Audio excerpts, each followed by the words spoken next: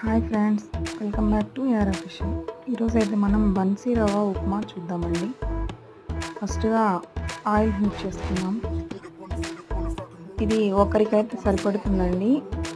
ఒకరికి కావాలి అనుకున్నప్పుడు చేసుకోండి. ఇలా ఆనియన్, పచ్చిమిర్చి, పోపు దినుసులు, కరివేపాకు, పల్లీలు కూడా యాడ్ చేసుకుందామండి. ఇవన్నీ కొద్దిగా ఫ్రై అయ్యాక టమాటా కూడా వేసుకున్నాము. కొద్దిగా ఉప్పు, కొద్దిగా ఫ్రై అయిన తర్వాత 1 కప్పు బన్సీ రవ్వకి 2 కప్స్ వాటర్ అన్నమాట. 1 కప్పుకి 2 కప్స్ అండి. వాటర్ మరిగిన తర్వాత రవ్వ వేసుకొని